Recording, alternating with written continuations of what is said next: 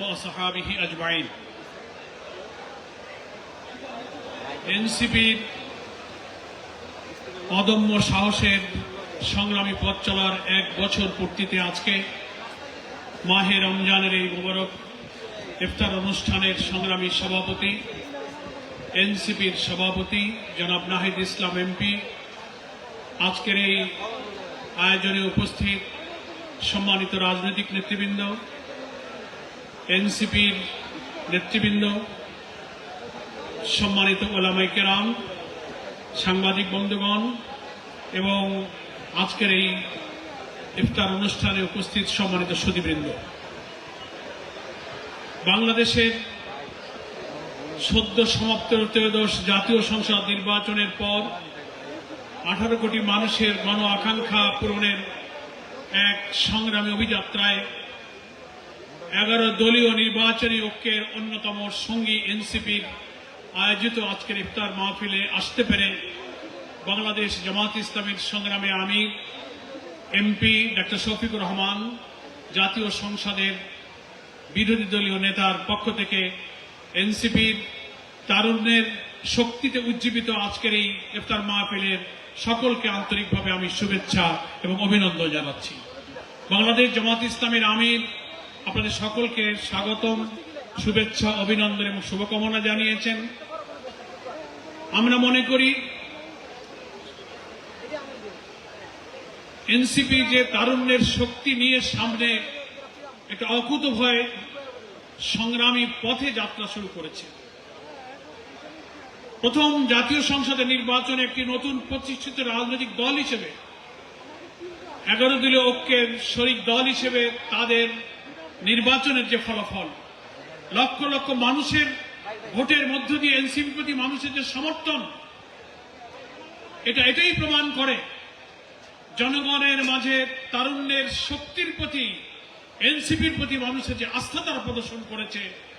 বাংলাদেশের একটি নতুন বিনির্মাণের লক্ষ্যে এনসিপির সঙ্গে মানুষের আস্থা তারা এই ভোটের মধ্য দিয়ে প্রমাণ দিয়েছে। সম্মানিত সুধীবৃন্দ, আমরা মনে করি জুলাই যোদ্ধা এবং জুলাই শহীদ, এদেশের লক্ষ লক্ষ মানুষের ত্যাগ, কোরবানি, রক্তের বিনিময়ে আমাদের যে গণ আকাঙ্ক্ষা আমরা পূরণ করার জন্য জুলাই চার্টার, জুলাই সনদে আমরা সবাই স্বাক্ষর করেছি। নবগঠিত জাতীয় সংসদের সেশন আগামী 12 তারিখে ইনশাল্লাহ শুরু হবে। সংসদ শুরুর আগে রাজনৈতিক ময়দানে বা নির্বাচিত হয়ে যারা সরকারি দলে যাচ্ছেন বা বিরোধী দলে যারা আছেন,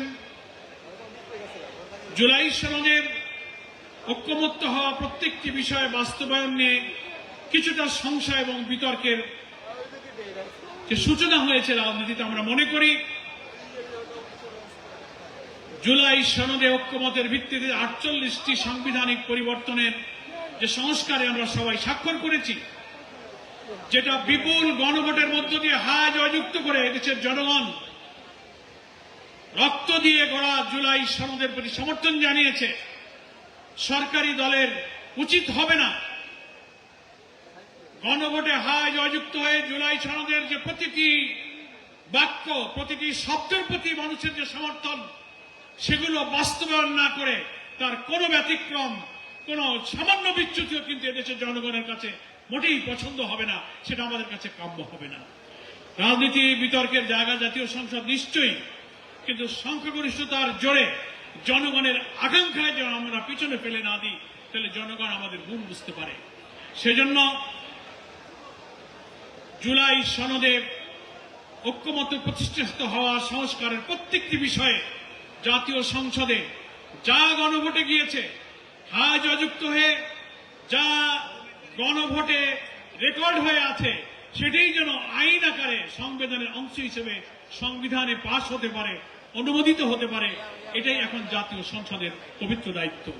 আজকের ইফতার অনুষ্ঠানে আসতে পেরে বাংলাদেশ জামাত ইসলামীর পক্ষ থেকে আমি আবার এখানে উপস্থিত সুধীবৃন্দ এবং এনসিপির বিপ্লবী কর্মীদেরকে, যৌবনই হচ্ছে মানুষের জীবনের সবচেয়ে শ্রেষ্ঠ সময়।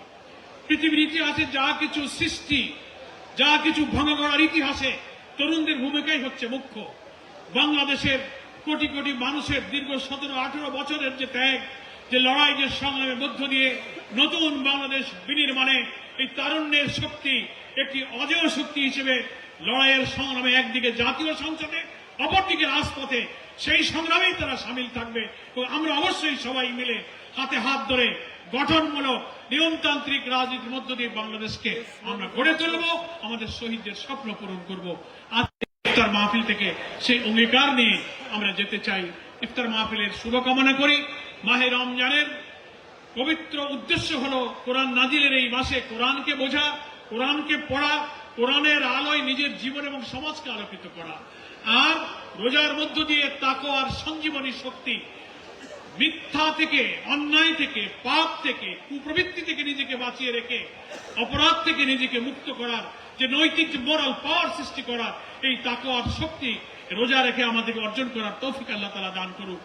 আল্লাহর কাছে সেই তৌফিক কামনা করে সকলকে আবারও শুভেচ্ছা জানিয়ে আমি আমার বক্তব্য শেষ করছি।